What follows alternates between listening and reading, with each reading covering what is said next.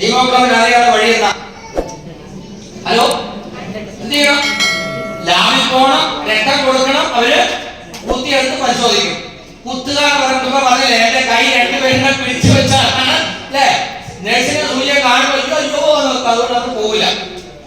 Haemoglobin കുറഞ്ഞാൽ ഉണ്ടാകുന്ന ഒന്നാമത്തെ പ്രശ്നം ഇമ്മ്യൂണിറ്റി കുറയും, രോഗപ്രതിരോധ ശക്തി കുറയും.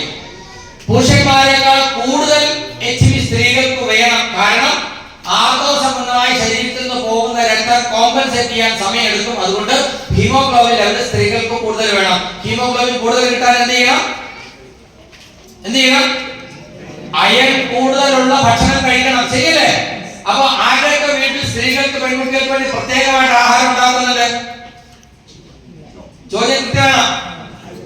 ആരെങ്കിലും വീട്ടിൽ പെൺകുട്ടികൾക്കോ സ്ത്രീകൾക്കോ വേണ്ടി അയൺ കൂടുതൽ ചേർത്ത ഭക്ഷണം ഉണ്ടാക്കുന്നുണ്ടോ? ഇല്ല. ഉണ്ടാക്കുന്ന ഭക്ഷണത്തിൽ ഏറ്റവും കുറച്ച് കഴിക്കുന്ന ആരാ? ഹലോ, എല്ലാരും കഴിച്ച മക്കളും അച്ഛനും അമ്മയും അപ്പൂപ്പനും എല്ലാരും കഴിച്ചതിന് മിച്ചം ഉണ്ടെങ്കിൽ നമുക്ക് മതി. അങ്ങനെ കോംപ്രമൈസ് ചെയ്താണ് ഭൂരിപക്ഷം സ്ത്രീകളും. അല്ലാതെ ഉണ്ടാക്കി കഴിയുമ്പോൾ ഞാനല്ല ഉണ്ടാക്കിയത്, ആദ്യം തന്നെ ഞാൻ കഴിച്ചാൽ കഴിച്ചത് അങ്ങനെയുണ്ടോ? അങ്ങനെ കഴിക്കുന്നുണ്ടോ? ഭൂരിപക്ഷം. ഇതിന്റെ എല്ലാ റിസൾട്ടാണ്. നിങ്ങൾ ഏത് ഹോസ്പിറ്റലിൽ പോയാലും രോഗികളായി വരുന്നവരിൽ ഭൂരിപക്ഷം പേരും ആരാ? സ്ത്രീകളാണ്. കാരണം ഹീമോഗ്ലോബിൻ ആവശ്യത്തിനില്ല, രോഗപ്രതിരോധ ശക്തി കുറവാണ്, രോഗികളായി സ്ത്രീകളുടെ പേട്ടയാണ്.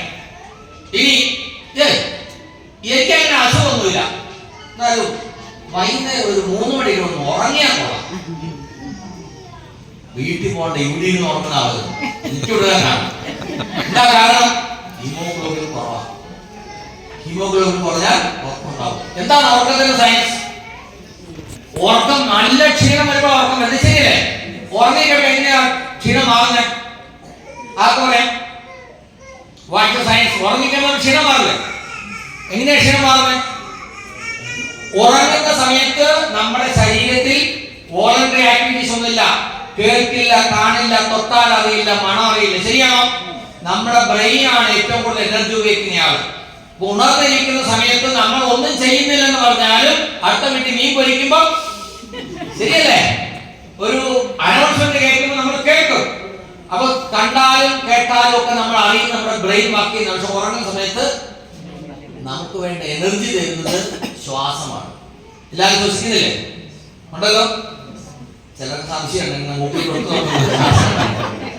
നമ്മൾ ശ്വസിക്കുമ്പോൾ ശ്വസിക്കുന്ന വായുവിലെ ഓക്സിജൻ നമ്മുടെ രക്തത്തിൽ കലരും. HB, heme and globin. Heme എന്ന് പറഞ്ഞാൽ അയൺ, ഗ്ലോബിൻ എന്ന് പറഞ്ഞാൽ പ്രോട്ടീൻ. അയണും പ്രോട്ടീനും ആവശ്യത്തിന് ഭക്ഷണത്തിൽ ഉണ്ടെങ്കിൽ മാത്രമേ ഈ ഓക്സിജനെ പിടിച്ചു നിർത്താൻ നമ്മുടെ രക്തത്തിന് കഴിയൂ. അല്ലെങ്കിൽ ഓട്ടയുള്ള പാത്രത്തിൽ വെള്ളം ഒഴിക്കുന്നല്ല പോയിക്കൊണ്ടിരിക്കും, ശ്വസിക്കുന്നുണ്ട്, പക്ഷേ രക്തത്തിലൊന്നും കിട്ടുകയില്ല. അപ്പോ ഹീമോഗ്ലോബിനുള്ള നല്ല ഹീമോഗ്ലോബിനുള്ള ആള് രക്തത്തിൽ ഓക്സിജൻ കൂടുതൽ റിട്ടൈൻ ആകും, നിലനിൽക്കും. അങ്ങനെ വരുമ്പോൾ നമുക്ക് ക്ഷീണം ഉണ്ടാവില്ല.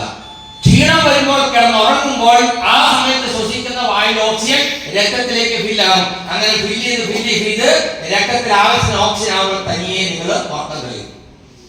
ചില ആളുകളുടെ എത്ര ഉറങ്ങിയാലും ഉറക്കം തീരില്ല. എന്താ കാരണം? ഹീമോഗ്ലോബിൻ ഇല്ല.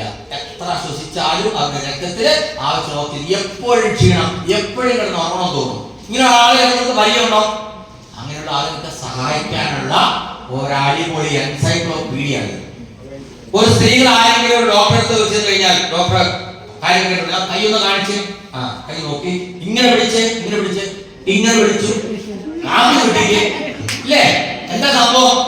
ആ സംഭവം ഈ ബുക്കിനകത്ത് പറയാം. ഒന്ന് പരീക്ഷിക്കാല്ലേ എങ്ങനെയാന്ന്? ഈ ബുക്ക് കണ്ടിട്ടുണ്ടോ? ഉണ്ട്. ഓക്കെ, ഇത് നോക്കിയിട്ട് മാഡം ഒന്ന് നോക്കിയിട്ട് പറയുക. ഇത് നോക്കിയാൽ ഇതിനകത്ത് ഹീമോഗ്ലോബിൻ അറിയാമെന്ന് പറയാം. ഓക്കെ, ഇപ്പോ മാഡത്തിന്റെ കണ്ണ് നോക്കിയിട്ട് ഇതിൽ ഏതായിട്ടാണ് ഇതിന്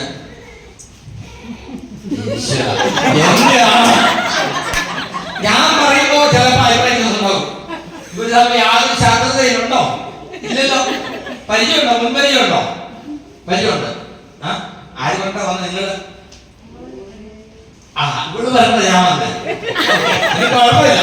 ഓക്കെ, ഇത് നോക്കിയിട്ട് കണ്ടു നോക്കിയിട്ട് പറയും ഇതിൽ ഏതുമായിട്ടാണ്. അതായത് ഹീമോഗ്ലോബിൻ ഇത് കാണിച്ചിരിക്കുന്നത് ആവശ്യത്തിന് ഹീമോഗ്ലോബിൻ ഉണ്ട്, കുറഞ്ഞു വരികയാണ് ഏറ്റവും കുറയില്ല. ഇതിൽ ഏത് കണക്കിലാന്ന് നോക്കി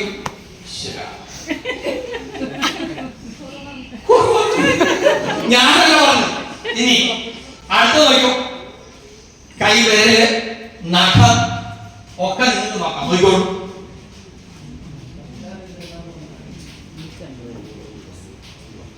കൈ നോക്കിയിട്ട് കൈയുടെ നഖം നോക്കിയിട്ട് എങ്ങനെയുണ്ട്, ഹീമോഗ്ലോബിൻ ആവശ്യമുണ്ടോ അത് കുറവാണ്. ഇവിടെ മാത്രം കുറവായിട്ട് തോന്നുള്ളൂ. ഇതിനകത്ത് 5-6 തരത്തിൽ നമുക്ക് ചെക്ക് ചെയ്യാം. ഹീമോഗ്ലോബിൻ ടെസ്റ്റ് ചെയ്യാൻ നമുക്ക് ഒരു ലാബിലും പോകേണ്ട കാര്യമില്ല. ഈ ഒരു ബുക്ക് നമ്മുടെ കയ്യിലുണ്ടെങ്കിൽ നമ്മുടെ പരിചയക്കാരുടെ കുടുംബക്കാരുടെ ഇപ്പൊ നമ്മള് തിരിച്ചു പോകുമ്പോൾ ട്രെയിനിൽ നമ്മൾ അടുത്തിരിക്കുന്ന സഹോദരിമാരുടെ, ബസ്സിൽ പോകുമ്പോൾ അടുത്ത സഹോദരിമാരുടെ, അമ്പലത്തിൽ പോകുമ്പോൾ ഒക്കെ നമുക്ക് കാണിച്ചു കൊടുക്കാം. എന്നിട്ട് പറയാം, ഇത് നോക്കിയിട്ട് പറയും. നിങ്ങൾ പറയണ്ട, നിങ്ങൾ പറയുമ്പോൾ സംശയം വരും. അടുത്തേക്ക് ആളെ കൊണ്ട് ചോദിപ്പിക്കുക. അപ്പൊ അവർ പറയും ഹീമോഗ്ലോബിൻ കുറവാണോ കൂടുതലാണോ. 80% സ്ത്രീകൾക്കും ഹീമോഗ്ലോബിൻ കുറവാണ്. ഇത് നോക്കിയിട്ട് പറഞ്ഞത് സാധാരണയാണ്. ഓക്കെ, നെക്സ്റ്റ് പറയൂ. കാണിക്കണോ ഈ നാക്ക് നോക്കിയാൽ ഇതിന് നല്ല ഹീമോഗ്ലോബിൻ ഉണ്ട്, ഇതിൽ ഏറ്റവും കുറവാണ്.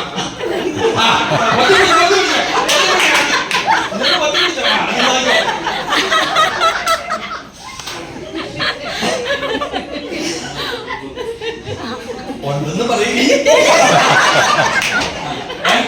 കുറവാണല്ലേ. ഓക്കെ, ഇനി ഇതിനകത്ത് എന്താണ് കൈരേഖാശാസ്ത്രം. ജ്യോത്സ്യന്റെ അടുത്ത് പോയി കൈ കാണിക്കുന്നവരല്ല ഇവിടെ കൈ കാണിക്കുന്നത്. ഈ കൈ കാണിക്കുമ്പോൾ കൈയുടെ അകത്തുള്ള രേഖ കറുത്തതാണെങ്കിൽ, രേഖയ്ക്ക് കറുപ്പ് കൂടുതലുണ്ടെങ്കിൽ ഹീമോഗ്ലോബിൻ ആവശ്യമുണ്ട്. ഉണ്ടല്ലേ? എന്റെ കൈക്കുണ്ടോ? കുറവാണ്. കൂട്ടുകാരിയെ കൊണ്ടുവന്ന കാര്യമില്ല. ഇനി എന്താ നോക്കാനുള്ള ഇതൊന്നും നോക്കണം. ഇതാണ് കൈ രേഖയുടെ കാര്യമാണ്. കൈയുടെ കളറ് ഇതൊന്ന് നോക്കാം. ഇനി ഒന്ന് പിടിച്ചിട്ട് ഇങ്ങനെ വിട്ട് കഴിഞ്ഞാൽ കൈയുടെ കളർ നോക്കാം. മനസ്സിലായോ?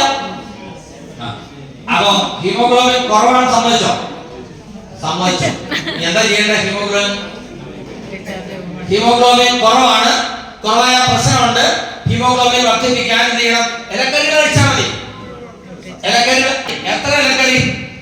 ഇവിടെ ഇരിക്കുന്ന ആളുകളിൽ കഴിഞ്ഞ 6 മാസത്തിനുള്ളിൽ ഇലക്കറി കഴിച്ചവർ കൈ നോക്കുകയും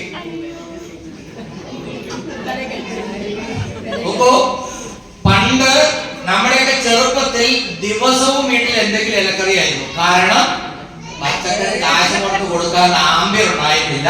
ചേമ്പിന്റെ ഇല, മുരിങ്ങയില, പലതരത്തിലുള്ള ചീര, ഇങ്ങനെയുള്ളതൊക്കെ, ചേമ്പിന്റെ തണ്ട്, ഇതൊക്കെ നമ്മൾ കഴിച്ചിട്ടുണ്ട് അല്ലേ? അങ്ങനെ കഴിച്ചിട്ടുള്ള കൈ നോക്കിയേ. ഇത് എങ്ങാനും ഗതികേട് നിങ്ങൾ കുറച്ച് ഇലക്കറി ഉണ്ടാക്കി വെച്ചാൽ മക്കൾ പറയും എനിക്ക് വേണ്ട, അമ്മ കഴിച്ചു. ശരിയാണോ? എനിക്ക് ചിക്കൻ ആണെങ്കിൽ മതി. അതുകൊണ്ട് എന്താവും? ഇലക്കറി വീട്ടിലേക്ക് വരവേയില്ല. പിന്നെ ഒരു സംഗതിയാണ് വാഴക്കുഴപ്പം. ഞങ്ങളുടെ നാട്ടിൽ പറയും, ഇവിടെ ഉണ്ടോ അത്? നല്ല ഹീമോഗ്ലോബിൻ ഉള്ള സാധനം. നിങ്ങൾ വാഴക്കൊല വെട്ടുമ്പോ ആ സാധനം വെട്ടി തറയിട്ടിട്ട് പോവുകയല്ല, അത് വീട്ടിൽ കൊണ്ടുപോയി കറി വെക്കാൻ എനിക്കറിയാം. ശരിയല്ലേ? ഹീമോഗ്ലോബിൻ വർദ്ധിപ്പിക്കാൻ പിന്നെയുള്ള പരിപാടി എന്താ അറിയോ? മാതളം കഴിക്കാം. ദിവസവും 2 വീതം. എന്താ അതിന്റെ വില? ഒരു മൈസൂർ പഴം പോലും വാങ്ങിക്കാൻ ആംബിയമില്ലാത്ത ആളുകള് ഡെയിലി 2 അനാർ വീതം വാങ്ങിച്ച് കഴിക്കും. ഹലോ, ഞാൻ എഴുതിട്ടുണ്ട് മാഡം. ഇപ്പൊ എന്താ പറയാ, നുട്ടിച്ചാർജ് ഉമ്മന്റെ ഗുണം ലാസ്റ്റ് പേജ്. യെസ്, ഞാൻ എന്താ എഴുതിയിരിക്കുന്നത്? അതിന്റെ കീ സെല്ലിംഗ് പോയിന്റ്സ് പറയൂ. 13 ഫ്രൂട്ട്സിന്റെ എക്സ്ട്രാക്ട് ഉണ്ട്.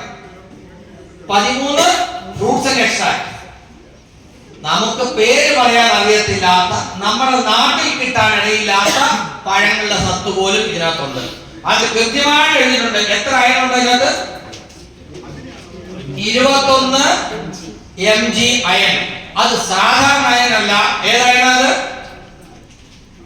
ഏതായണ? Ferrous bis glycinate.